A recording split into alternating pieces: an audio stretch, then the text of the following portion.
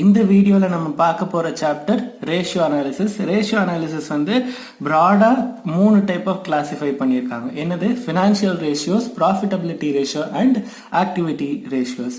சரி, financial ratios are further classified into 2 types, that is short term solvency and long term solvency. சரி, short term solvency என்னன்னு? Current ratio, liquid ratio, absolute liquid ratio. And long term சால்வென்சினா debt equity ratio, fixed asset ratio, capital gearing ratio. இதுக்கு எல்லாத்துக்கும் formulas by heart பண்ணியிருக்கணும், இல்லைன்னா it would be very difficult. Some approach பண்ணுறதுக்கு வேற concepts, logic எதுவுமே தெரிய வேண்டாம், ஃபார்முலா தெரிஞ்சிருந்தா மட்டும் போதும். சரி, ஃபார்முலானா வெறும் ஃபார்முலா மட்டும் தெரிய வேண்டாம். இப்போ கரண்ட் ரேஷியோ அப்படின்னா current asset divide by current liabilities, இவ்வளவுதான் ஃபார்முலா. பட் கரண்ட் அசெட்ஸ்னா நம்ம என்னெல்லாம் எடுக்கணும், கரண்ட் லயபிலிட்டிஸ்னா நம்ம என்னெல்லாம் எடுக்கணும், அதுவும் தெரிஞ்சிருக்கணும். அதே மாதிரி இப்போ டெட் ஈக்விட்டினா டெட் டிவைடட் பை ஈக்விட்டி, இவ்வளோதான் ரேஷியோ. ஆனால் இப்போ அந்த டெட்டில் என்னெல்லாம் எடுக்கணும், ஈக்விட்டியில் என்னெல்லாம் எடுக்கணும், இது எல்லாமே நமக்கு தெரிஞ்சிருக்கணும். சரி, டெட் ஈக்விட்டி ரேஷியோ மட்டும் 2 டைப்பாக எடுக்கிறாங்க ஜென்ரலாகவே. Long term debt divided by long term funds. சரி, இப்போ இந்த லாங் டேர்ம் ஃபண்ட்ஸுங்கிறதுல 2 அசம்ஷன் இருக்கு. ஒன்று,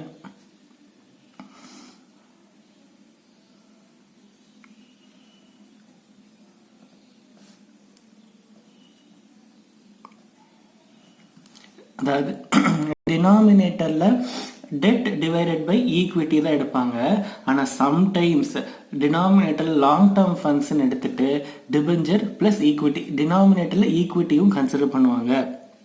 சி, இங்கே long term debt divided by share holders funds இப்படி கொடுத்துட்டாங்கன்னா it is only equity.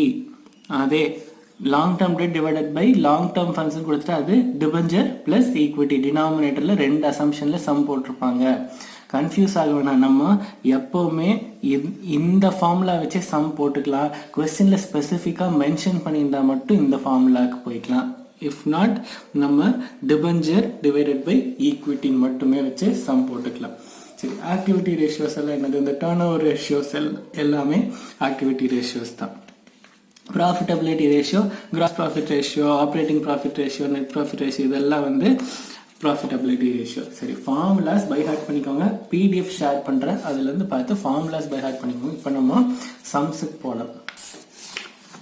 Okay, first சம்மில் என்ன கேட்குறாங்க? Calculate debtors turnover ratio and average collection period. அதுக்கான டீட்டெயில்ஸ் எல்லாமே கொடுத்துட்டாங்க. என்னெல்லாம் டீட்டெயில்ஸ் கொடுத்துருக்காங்க? ஓப்பனிங் க்ளோசிங் டெட்டாஸ் கொடுத்துருக்காங்க, கேஷ் சேல்ஸ் கொடுத்துருக்காங்க, டோட்டல் சேல்ஸ் கொடுத்துருக்காங்க.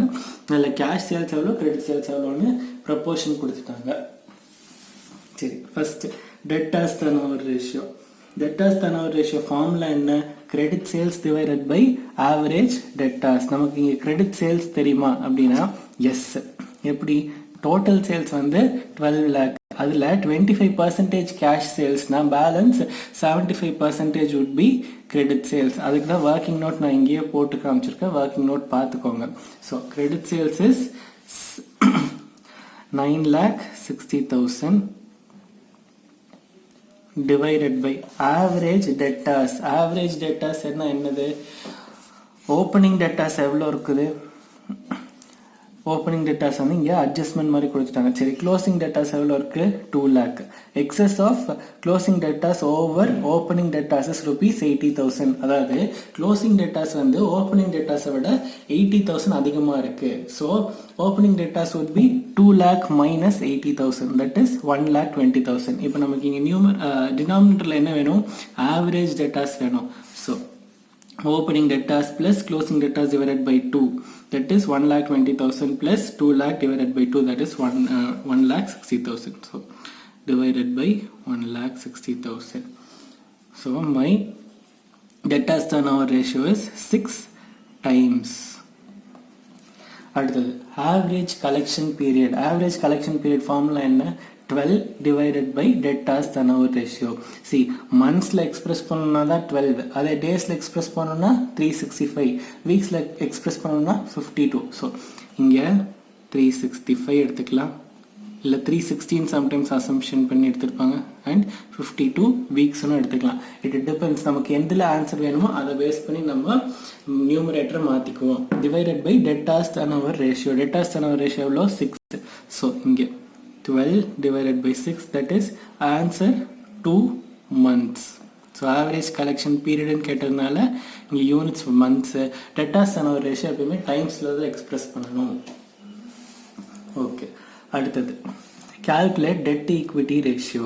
debt equity ratio ஃபார்முலா என்ன? debt divided by equity. டெட்னா என்னது? எல்லா லாங் டேர்ம் ஃபண்ட்ஸையுமே நம்ம அங்கே எடுத்துப்போம். சரி, என்னெல்லாம் லாங் டேர்ம் ஃபண்ட்ஸு? இங்கே debenture long term liability, creditor it is not a long term liability. அதே long term loans yes it is a long term liability. Share capital அது ஈக்விட்டிக்கு போயிடும். ஸோ இது ஈக்விட்டி. ரிசர்வ் ஃபண்ட்ஸும் ஈக்விட்டி ஷேர் ஹோல்டர்ஸோடது. அடுத்தது preliminary expenses. Preliminary expenses வந்து equity share holders ஃபண்ட்ஸ்லேருந்து we have to deduct. Okay, சரி இப்போ பார்ப்போம். டெட்டுக்கு ரெண்டே item, that is 4 lakh and 8 lakh, that is 12 lakh. அடுத்தது ஈக்விட்டிக்கு share capital plus reserve minus preliminary expenses இங்கே கேல்குலேஷன் காமிச்சிருக்கேன். ஸோ டெட் எவ்வளோ? 12 lakh divided by 3 lakh. So debt equity ratio is 4 times. Okay.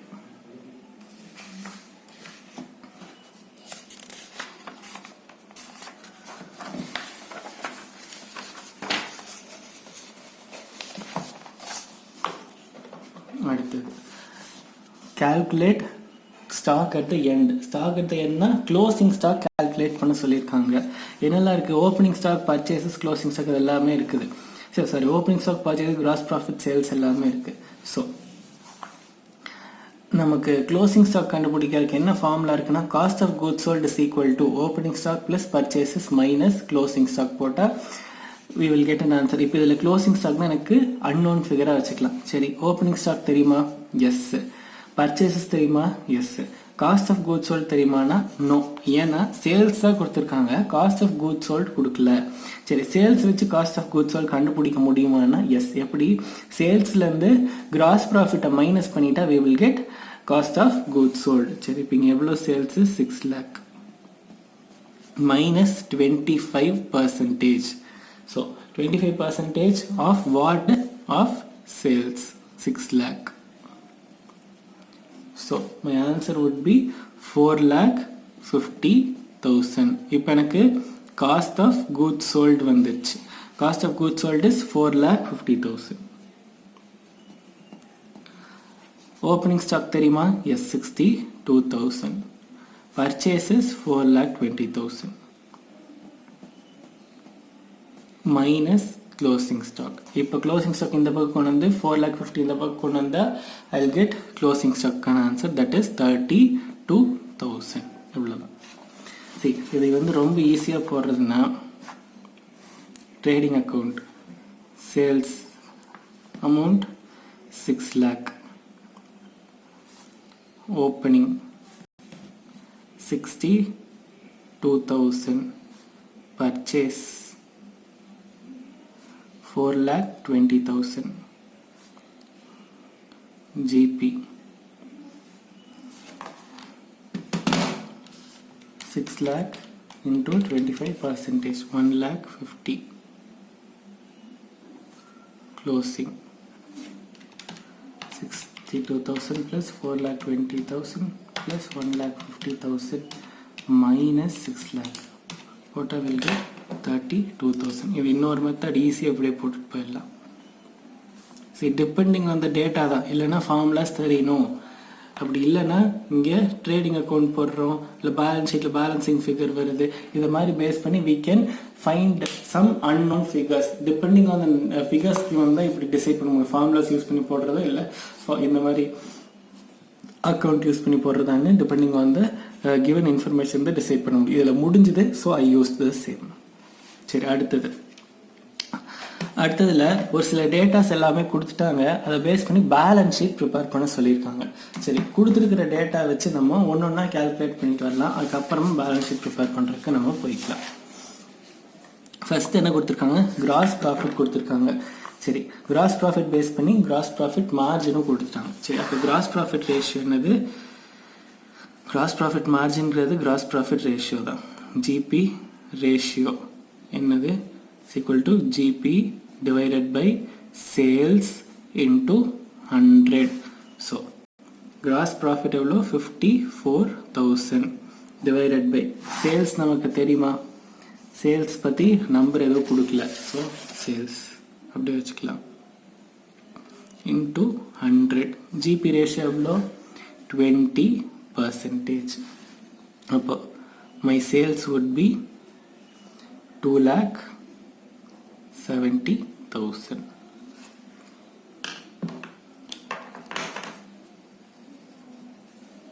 Okay, அடுத்தது இந்த sales கண்டுபிடிச்சதுக்கு அப்புறம் இங்க பார்த்தா கிரெடிட் சேல்ஸும் டோட்டல் சேல்ஸ்க்கான ரேஷியோ கொடுத்துருக்காங்க. ஸோ சேல்ஸ் அதில்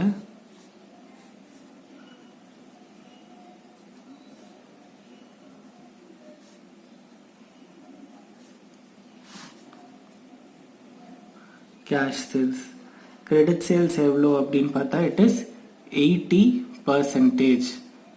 அதாவது 2,70,000 டோட்டல் சேல்ஸ் இன்டூ 80%. இங்கே அப்போ balance 20% would be cash sales. So 2,70,000 into 20%. எவ்வளோ வரும், 2,16,000. இங்கே 54,000. So credit sales 2,60,000, cash sales 54,000. வேற என்ன ரேஷியோ கொடுத்துருக்காங்க, அசெட் டர்ன் ஓவர் ரேஷியோ கொடுத்துருக்காங்க. So asset turnover ratio is equal to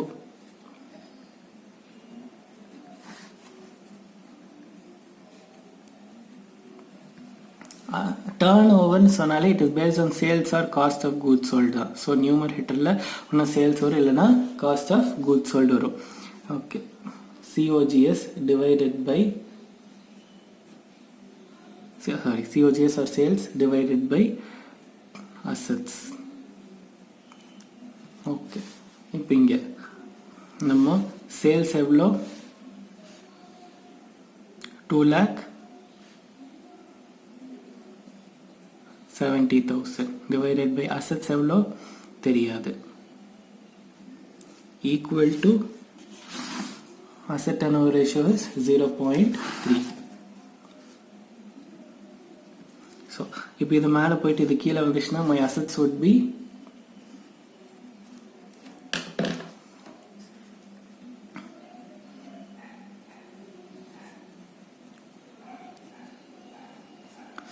$9 lakh. சரி, இப்போ நான் ஃபஸ்ட் என்ன பண்ணிடுறேன், என்னோட டோட்டல் அசெட்ஸ் வந்து 9 lakh. ஸோ பேலன்ஸ் ஷீட்டில் கொண்டு வந்து total காலமில் 9 lakh.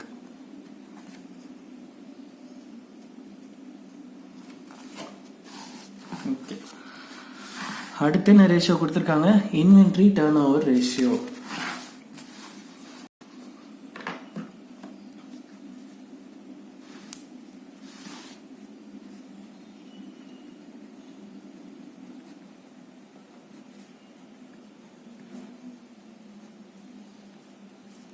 COGS divided by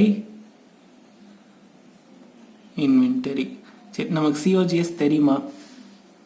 S தெரியும். எப்படி தெரியும், நம்ம முன்னாடி சம்மில் என்ன படித்தோம், சேல்ஸும் கிராஸ் ப்ராஃபிட்டும் இருந்தால் we can find COGS. கரெக்டாக சேல்ஸ் மைனஸ் ஜிபி தான் is my cost of goods sold. So இங்கேயும் சேல்ஸ் மைனஸ் ஜிபி போட்டால் will get cost of goods sold. இங்கே சேல்ஸ் எவ்வளோ, 2,70,000. கிராஸ் ப்ராஃபிட் எவ்வளோ, 20%. So 2,70,000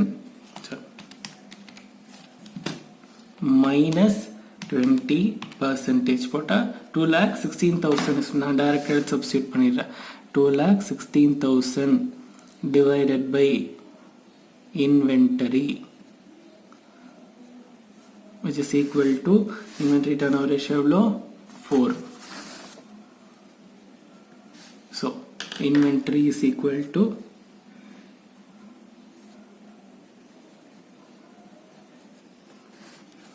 2,16,000 divided by 4, that is 54,000.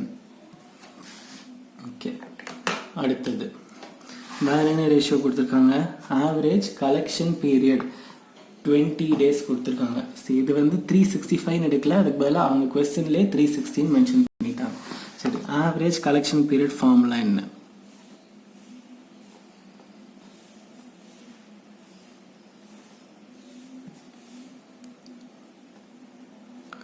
(360 divided by debtors turnover ratio). Okay, அதை எடுத்து substitute பண்ணால் 360 divided by credit sales, இங்கே கீழேவே divided by debtors வரும். ஏன் debtors turnover ratio வந்து credit sales divided by average debtors தான் ஃபார்முலா. ஸோ இங்கே டினாமினேட்டர் இங்கே 360 divided by credit sales divided by average debtors வரும். அதனால் நான் அதை நியூமரேட்டருக்கு கொண்டு போயிடுறேன். that is into average debtors. Okay, இப்போ 360 divided by credit sales எனக்கு தெரியுமா? Yes, 2,16,000 divided by 2,16,000 into debtors equal to எவ்வளோ? 20 days. அப்போ சால்வ் பண்ண I will get my debtors value. debtors is equal to 2,40,000. Okay, வேற என்ன ரேஷியோ கொடுத்துருக்காங்க? Current ratio கொடுத்துருக்காங்க, அதுக்கப்புறம் long term dead to equity ratio கொடுத்துருக்காங்க. சரி, ஃபஸ்ட்டு இருக்கிற இதெல்லாம் முதல்ல எடுத்து சப்ஸ்டியூட் பண்ணிடலாம், அதுக்கப்புறமா சம் ப்ரொசீட் பண்ணலாம். சரி, டெட்டாஸ் நமக்கு தெரியும் 2,40,000. வேற என்ன டீட்டெயில்ஸ் எனக்கு தெரியும்? இன்வென்ட்ரி தெரியும், that is 54,000. Okay,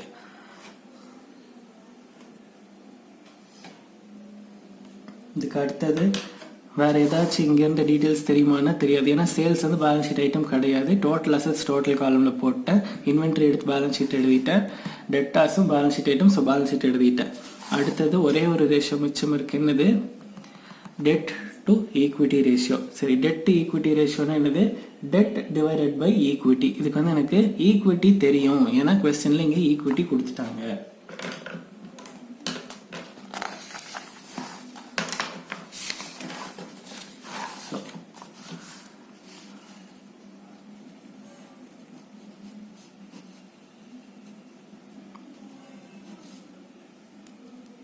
equal to dead எவ்வளோ தெரியாது, ஈக்விட்டி எவ்வளோ கொஸ்டினில் கொடுத்துருக்காங்க?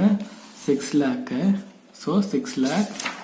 கரண்ட் ரேஷியோ ஒன்று பேலன்ஸ் இருக்கு. ஸோ 6 lakh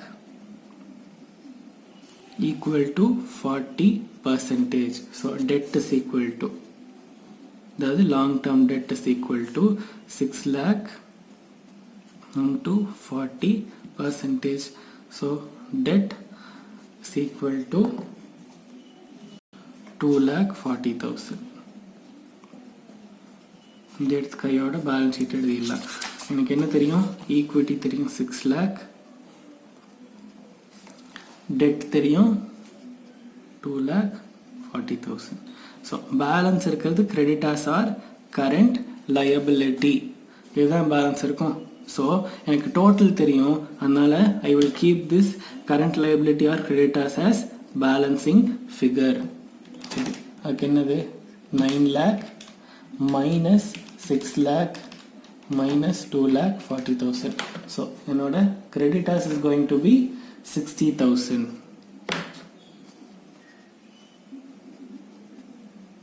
சரி, இந்த பக்கம் இதே மாதிரி பேலன்ஸ் பண்ண முடியுமானா முடியாது, ஏன்னா 2 அன்னோன் ஃபிகர் இருக்கு.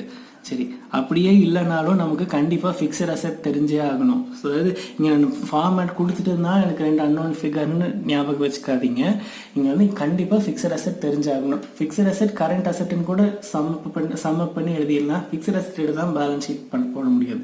ஸோ ஃபிக்ஸட் அசெட் தெரியணும். அண்ட் இங்கே ஒரு ரேஷியோ பேலன்ஸ் இல்லைனா நான் டேரெக்டாக எடுத்து ஃபிக்ஸட் அசெட்னு கூட எழுதிடுவேன். இங்கே ஒரு ரேஷியோ வேறு பேலன்ஸ் இருக்குது. ஸோ அது என்னன்னு செக் பண்ணிவிட்டு அதுக்கப்புறமா நம்ம பண்ணலாம். ஸோ கரண்ட் ரேஷியோ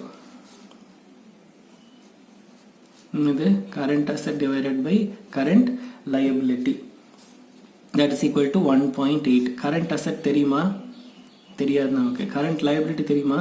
தெரியும். என்னது? 60,000 is equal to 1.8.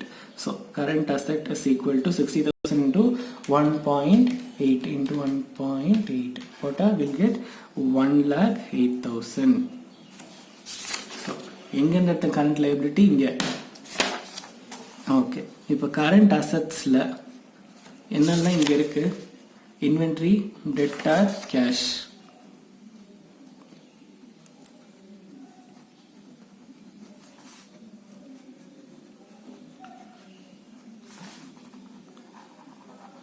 which is equal to 1,08,000. inventory எவ்வளோ? 54,000. இது 2 lakh, sorry, 1 second. இங்கே டெட்டாஸ் அமௌண்ட் தப்பாக இருக்குது. இங்கே கேல்குலேஷனே தப்பாக போட்டிருக்கேன். என்னென்னா டெட்டாஸ் வந்து 20 into 2,16,000 divided by 360 போட்டால் will get only 12,000.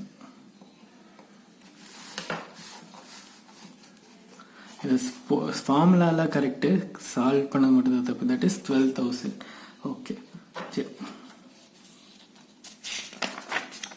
இங்கே 54,000 plus 12,000 plus cash equal to 1,08,000.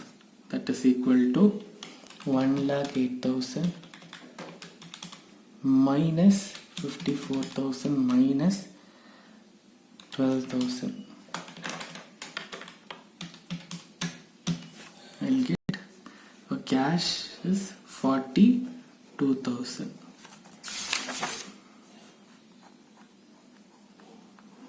Okay, இப்போ balancing figure fixed asset.